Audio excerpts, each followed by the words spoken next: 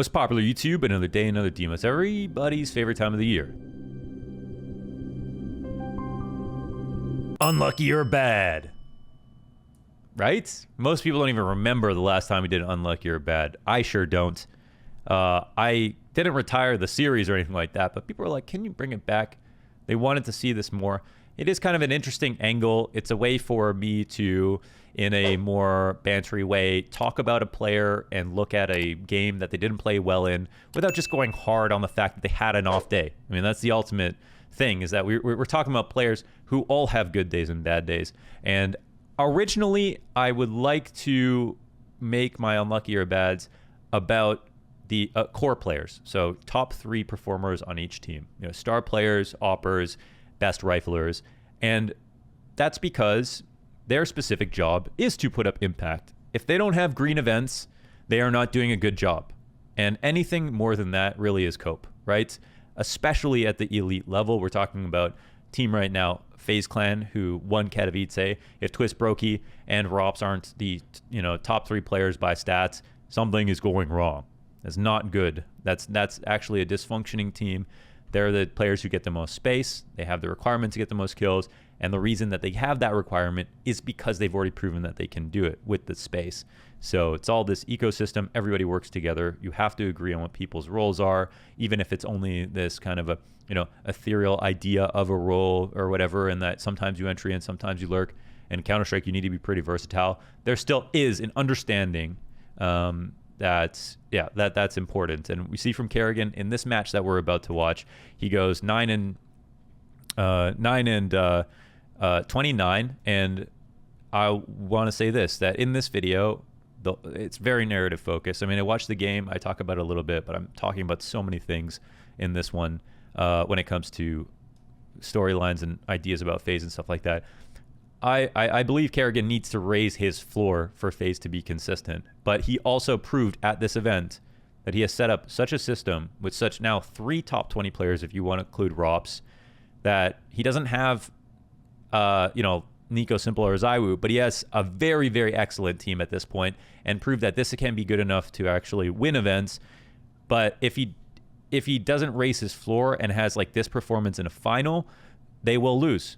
And I actually want to argue that Karrigan is an important fragger on this team because he's up front. I compare him to players like NAVI, Apex, Hampus, and then the elite level entry fraggers, which are actually, Simple, Zaiwu, Yakinder, and some others, and show right here, I guess we'll take a look at the stats now, that if we look at, if we look for Karrigan, okay, he's obviously way down here on T-side opening duels, and T-side is the hard side, and most players are not even in the green. Yakinder is up here, an absolute anomaly. But when we look at things like this, okay, we've got very, very high attempt rates on players like Yakinder, NAVI, and a couple of others. If we sort by attempt rate, Karrigan is right up here with those, top 4 behind Hampus and Yakinder and NAVI. The success rate, however, is very different. So with his success rate, when we sort it by that, and we're talking about this, last 12 months, Karrigan is all the way down here. Now compare him to a player like Apex, who has a similar, not even a similar, it's still a much better success rate, and he has a lower attempt rate, even though his overall rating is not as high. We're talking about 1 in 3 rounds close to that Karrigan is attempting to go for an opening duel and only winning them 1 out of 3 times. That can be really, really tough. And FaZe have this thing where, again, I would say a little bit stronger in the back with the upgrade of Rops, a little bit weaker in the front with with Karrigan taking most of the opening duels, and Rain, who definitely plays well enough, but also isn't like Yakinder or something like that, right? Just he has a lower attempt rate, a bit higher success rate, but overall, between the two of them, there's some volatility, and especially with the calling style of FaZe, which is unique, that can play a factor. And I'm talking about this in the context of FaZe vying for top 1, FaZe looking for a major win. They have the pieces, right? And as much as there's already so much pressure on Karrigan, I actually think some of it is warranted, and that's what we're going to talk about here today. So this is a long intro. I'm sorry about that. Let's hop into it. Karrigan, unlucky or bad? the group stage exit for FaZe. They lost this game. They didn't get into semis. They got into quarters. They still brought it back into the finals and won versus G2. And Karrigan also had his redemption map in the final on Mirage, where he dropped like 38 kills versus G2 and they won. So he showed under higher, more pressured circumstances that he can do it. But in this game, in this group stage exit, he showed his, his lowest low. And that's what we're going to look at. I hope you enjoy. So a throwback to everybody's favorite series, the one that everybody loves. You know why? Because you're a bunch of haters. Everybody wants to see all of our favorite players do badly. That's why we're watching this. No, we're watching this because there was a lot of requests to watch it. Karrigan got 9 kills on the map. And anytime somebody goes to overtime and gets 9 kills, it doesn't matter that on the other 2 maps, he only got 10 kills on each of those maps. 9 kills is a single-digit number. So it doesn't matter that he had a 1v3 clutch on the map. He only got 9 kills. That's the thing, right? It's the sexy figure everybody wants to talk about. It's such a low number because it's single digits. Not the quality of the kills or whatever that matters. It's just that it's under 10. Under 10, unacceptable, bad, wrong. And in this game, I mean, okay. I'm not going to sugarcoat this. He didn't play well. He didn't play well, and it wasn't good. We watched the match. I mean, actually, I casted this match. What am I talking about? And when I was casting it, I remember thinking, like, I didn't even spend that much time talking about it. Scrawny brought up a couple of times, hey, he's got, a couple of kills, 9 kills in total at the end of the game. I found myself, talking a lot more about the quality of the rounds from a team perspective, because it was such a close game in the first place, right? It didn't really feel like it came down to Karrigan missing a couple of shots here and there. But today, I am here to make the argument that Karrigan is an important fragger on FaZe. And I mean, I don't know if people will agree with that or not, but the reason that I want to argue that Karrigan's actually an important fragger on FaZe is because he's a front man. On T sides, he takes a lot of opening duels, and I'm going to record the intro after I watch the game, so I can help contextualize the game before the demo starts. But I'm going to bring up some stats. The fact that Karrigan takes such a high amount of opening duels versus the amount of successes that he has. In fact, he's got among the highest amount of opening attempts on T side in all of pro play, up to the top 20, and among the lowest in success. And that's a really bad ratio, of course. I mean, somewhere in the middle would be great. And you could take a look at somebody like Apex, for example, who has a similar success rate, but takes, a fair fewer amount of opening attempts. So that means he dies less trying this. And Karrigan, listen, he's got Brokey and he's got Twists, who are sitting comfortably in the top 20. And for me, just hovering above 10. Like, these 2 players are very consistent and very strong. We know that. But there's still no simple Zywoo Nico right now on FaZe Clan. We'll see what Brokey can do this year and if Twist continues to play as well as he does. But as it stands, Karrigan has an excellent team, but not one that's just brimming with elite players. Instead, he's just got a very strong 4 behind him.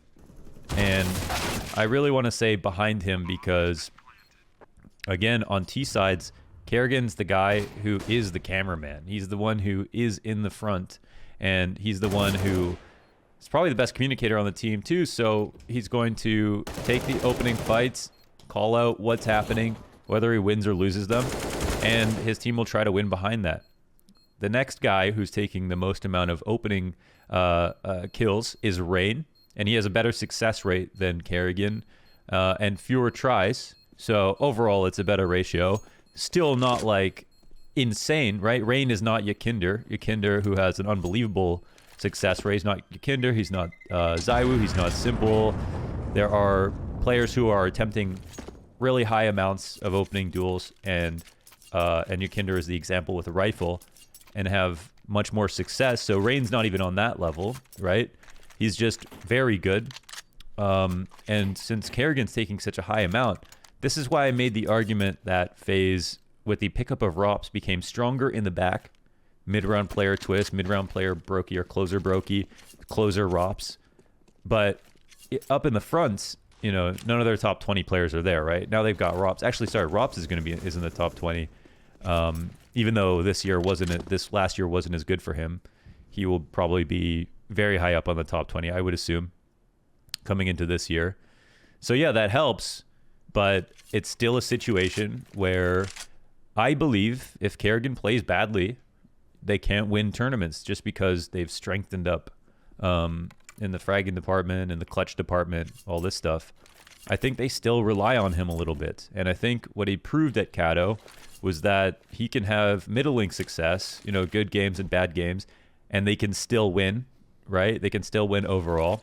And JKS somehow helped with that a ton with how well he played for not having much, if any, experience as an entry fragger, putting up a very high, you know, a very good ratio of attempts and successes. But over a larger sample size of tournaments, Karrigan's performances will affect FaZe as an individual. As a caller, he is one of the most distinct IGLs in the game, and somebody who I think everybody loves watching FaZe play right now. The style of play is a lot more aggressive than what most teams would agree is like the optimal way to play CS.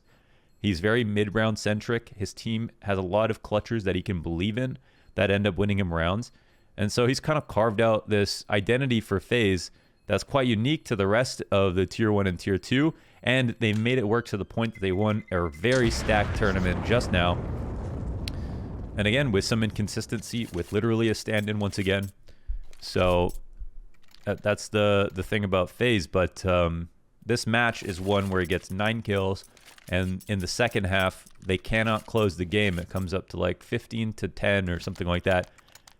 They can't close the game, and Karrigan cannot get a single frag on CT side. And we're here watching the T side because overall it wasn't a great match on both sides. And for Karrigan, you know, he was crying after they won Kato. I believe his girlfriend's Polish. This is a huge event.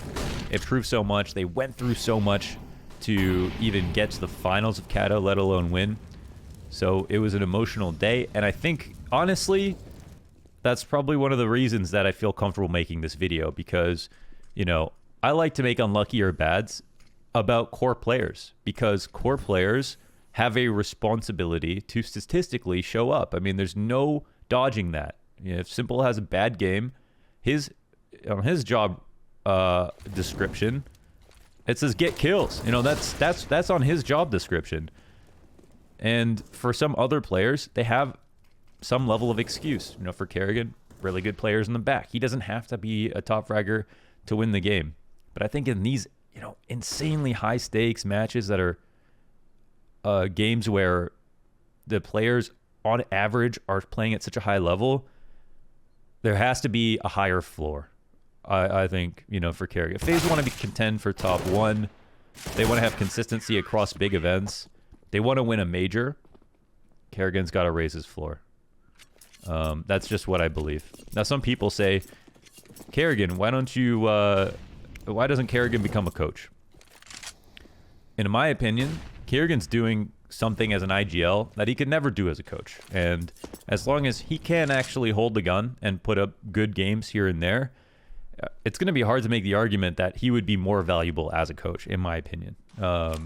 As a mid-round caller, he might be the best right now. You know what I mean? So I don't think that makes a lot of sense. You can listen to Karrigan's FaZe comms videos, actually, and see kind of exactly how good he is. You can call it, you know, really complicated rounds clearly and have his team work behind them. And you can see they work like 5 fingers on one hand, like different parts of a spider web in a default with a lot of different layers. Very tricky sometimes super simple, sometimes very long and drawn out. And in my opinion, a very, very hard team to read. Okay, we just saw him get destroyed by Simple. I mean, unlucky. It's the most of the rounds that FaZe won in this half, so maybe we can kind of get into it, because the idea is here, of course, unlucky or bad. And I am perfectly fine with pointed analysis. You know, if people want to... Okay. Bit of a strugglesome spray. Perfecto lives forever in that situation.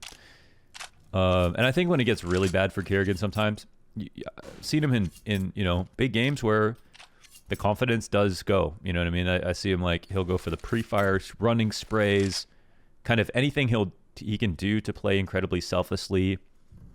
And that's noble. I mean, that's great. But I think we saw with some players like Sanji and some other kind of harder support players in history, Faflaren, if they take absolutely no space and do not play selfishly at all, or play to guarantee the frag and not just the information, they also, their confidence starts to erode. You know, it starts to deplete. I mean, you need to give everybody a little bit of space. That's what I believe that anyways. That might just be my philosophy, but I think everybody needs to be able to believe in themselves as an individual to some degree. And we've got the system that Karrigan runs himself. So the great part about that is everything is kind of his own volition. But I personally believe there's not a world where you can have 4 players playing, believing themselves as an individual, and then one guy who is actually just dedicated to getting information. I don't think that works.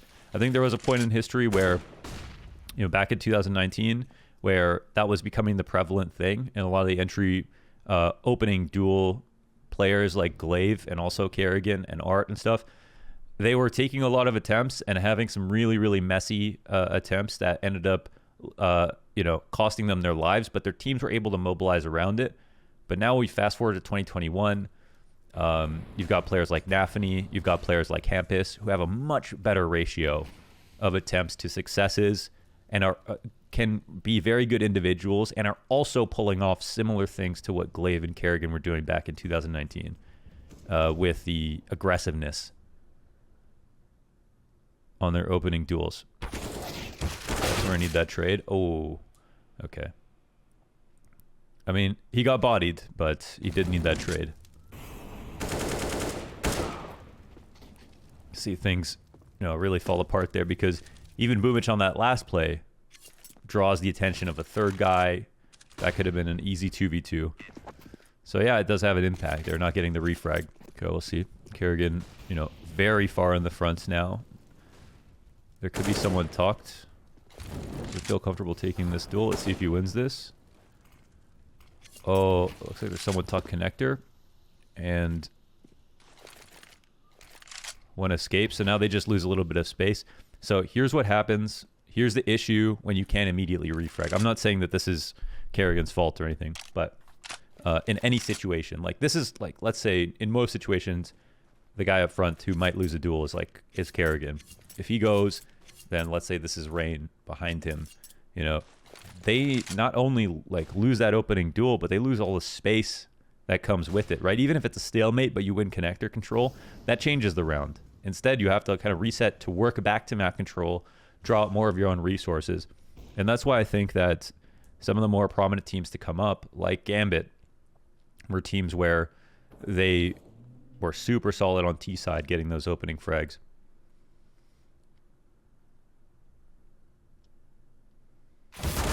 Oh my god. Bit timing to Karrigan, walked right into jungle. And there's a pick-off that's actually slowing down the exec, so just a bit slow to it, and he drop in. And this is just immediately a save. So it's still a situation that maybe they wouldn't have won, but it could have helped for sure.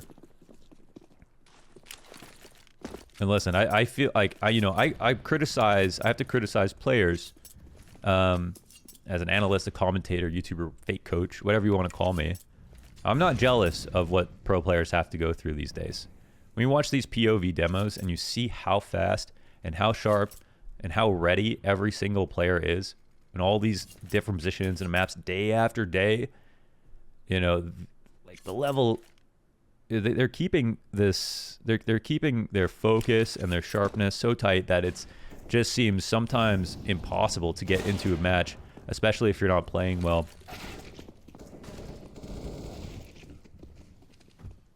And it doesn't look fun. So I get that. But that whole, you know, the sympathy around what it takes to be a pro player is pretty irrelevant. All that matters is can you deliver results or not. And what's the truth of the matter? You know, is it because of individual play? Is it because of other things? That's all that's really important.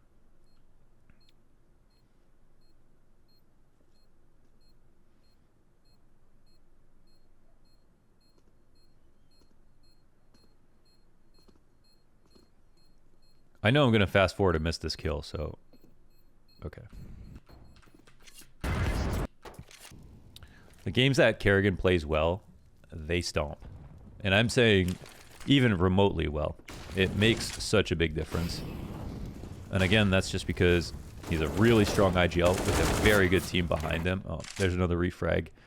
That probably needs to happen. The odds of the round go away. Nobody got a kill, so it's not super consequential that he doesn't get that, but yeah, it is another example. And it's also, when you die, it's another player that doesn't save. That's something to consider as well. It's another player that if you get the refrag, even if you don't win the round and save, it's 5 grand off the other team. That stuff adds up on top of it. And when we talk about 2021 CS, 2022 CS, it is about those small advantages. The game is very economy based now, more than it ever has been. Okay, Karrigan up front looking for the entry.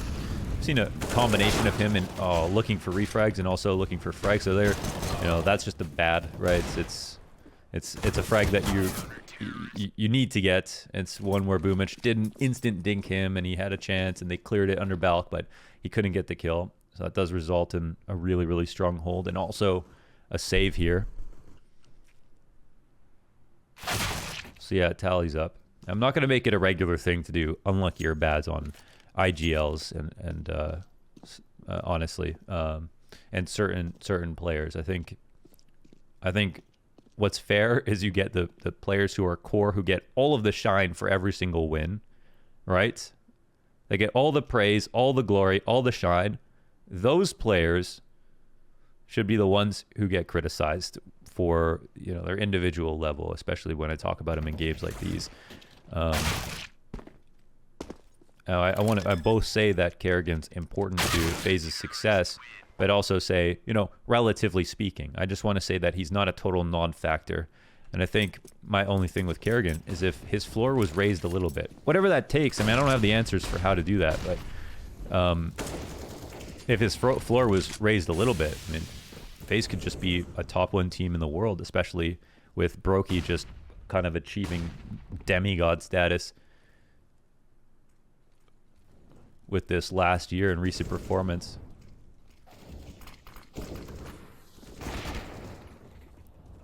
If it was up to Brokey alone, they would have made playoffs at the major, no problem, actually. He was amazing as kind of a newer LAN player.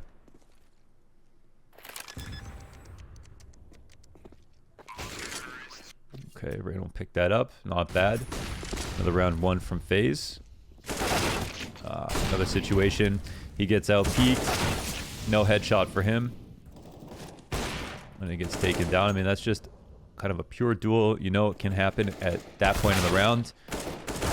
You've got to get it. I mean, I don't want to over-reduce, you know, the situation specifically, but there are some kills you got to get. And you actually don't even need to think too hard about them. If you're going to be honest with yourself, and I know Karrigan is, and I know all these players are no matter what they say, players have to be self-aware about their impact, right? No matter how toxic somebody is or whatever, you can't actually become good. Oh, we got to get that. Oh, he's getting hit by everybody. I think he hit simple 3 times. All right. Oh, man, that could have also been a consequential kill, you know. It's still only a deagle, 2vx now, but it could have been a frag in mid and the leverage for his top mid players to swing out if Simple is dead underpass to get that refrag.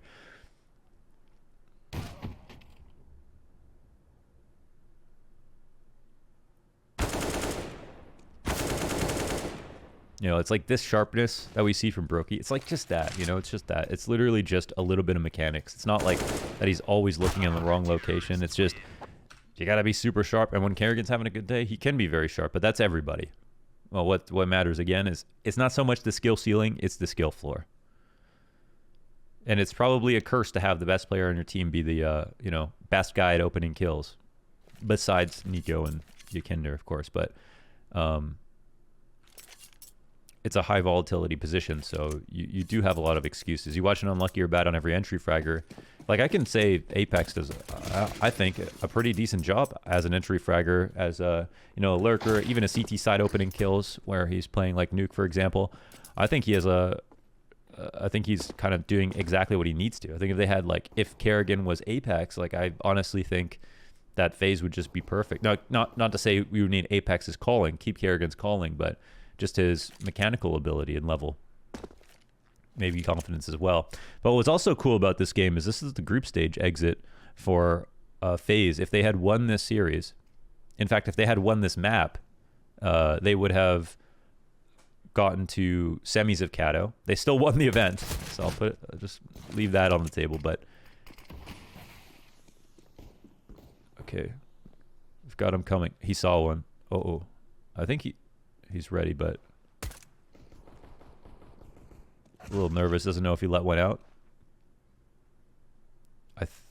Pretty sure he saw one on the window there, but okay. He's gone back. Oh, the bomb gets dropped off in halls. Now Karrigan's going to search, and I think Rain is the other guy. Yeah, he leaves the bomb. So he leaves the bomb. Sometimes it's better to leave the bomb because you don't know if you can get flanked in a position. So you can reroute, take a long rotate, slow rotate, cover the long option of the other team going A, and then work your way back to B slowly and hope they go slow enough. But Navi actually moves so fast here that they get the bomb down, and it makes it look like the wrong move, per se.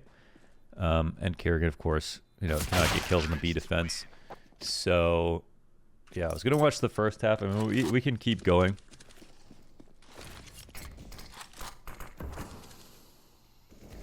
But yeah, he not only did he bounce back from the group stage where he had this 9-29 or whatever exit and everyone was tweeting about it. Not only did he do that, but they made it into corners. They won the event. And on Mirage versus G2 had the game with 38 kills. So, and that was in the finals, right? In front of a crowd. So we know that Karrigan's had some trouble, land trouble. You know, people are starting to look at Nico now for, you know, are they getting nervous or whatever. This is a personal journey, and it's hard to say for sure what's true or not. Sometimes you have a bad game. You could be totally confident have a bad game. It's all conjecture on our part if we're going to make assumptions about that. So I don't really want to. But what we do know is we saw Karrigan on under the brightest lights with the biggest crowd in a grand final, an incredibly important event to him. Played really well. So, yeah.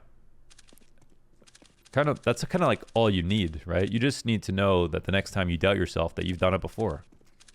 And that's also part of why it's important to win tournaments recently, right? If Karrigan goes into his next event, he doesn't look back on a final like maybe Nico just did with this final with G2 and think, yeah, we played well, but we lost. He doesn't have to think that. They won.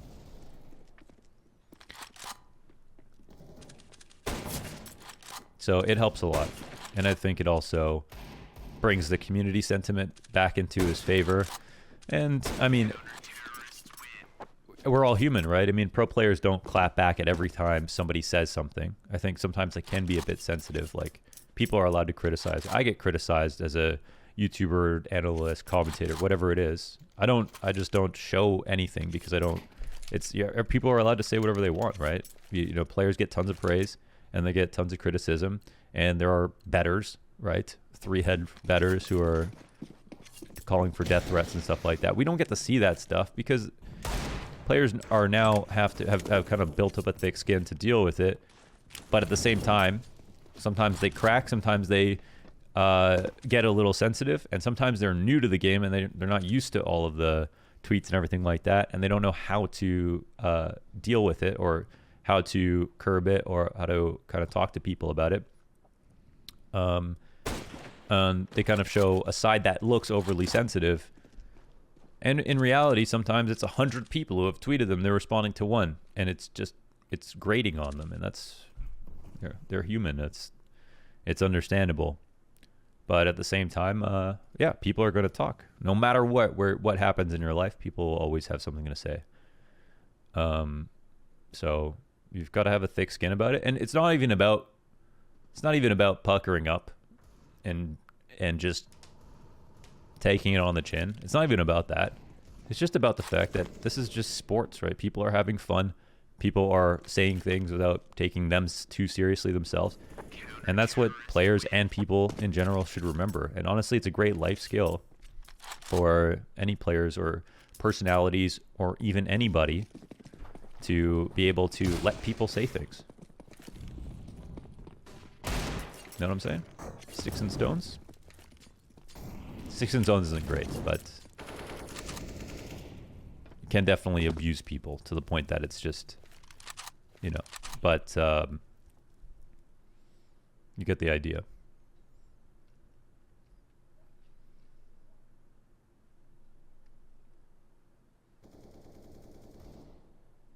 And the other funny part is, the more you respond to criticism stuff, the more of an invitation it is for people to want to criticize you, especially if it nets some attention or whatever it is. But again, not the reason that you should be trying to avoid it. Instead, you should just, it's not about like trying to fight it or whatever. It's just being okay with it, right? It's just namaste. It's just existing with it. It's just understanding that this is a part of the world we live in. And listen, we're not changing the world playing Counter-Strike, making CSGO content. You know what I'm saying?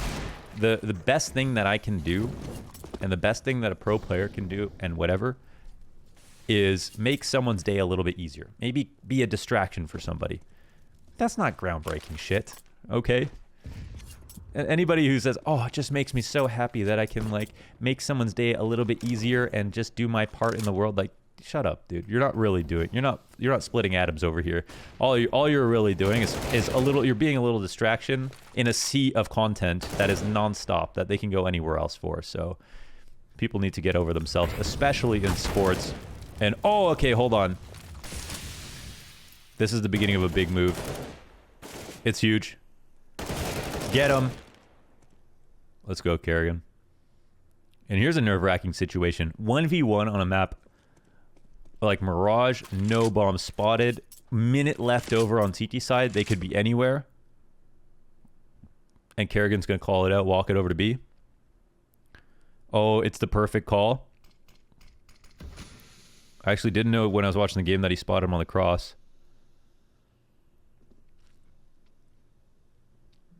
Oh, we're nervous for Karrigan. He's coming out at the right time. Oh, and it's done. 1 versus Perfecto. And this is huge. Well, it's not huge because they still lose the map. But it's huge because it actually gets them to 15. They get to 15, okay. And it goes to overtime. So, yeah. And Fallen also said this once, too, when he was being, like, a bit sensitive. But he's just like, you know, people never talk about if, you know, one player gets 2 clutch rounds in one half, they won 2 rounds by themselves and whatever. And it's like, yeah, I mean, if you got 3 kills in the half and you got 2 clutch rounds, you probably still did more worse than good. I mean, that's just, like, can we just be honest about that, you know? Like, it's... At the end of the day, you both want to contextualize things adequately and not just be like, 9 kills, 9 kills, 9 kills. Because that's stupid, but you also have to be realistic and be like, okay, you know. Out of 39 rounds. Or however many it was. You know. Unfortunately, it can be that simple sometimes. Who is just holding this angle? Oh, it's Hunter. He was holding this angle exactly like Karrigan is.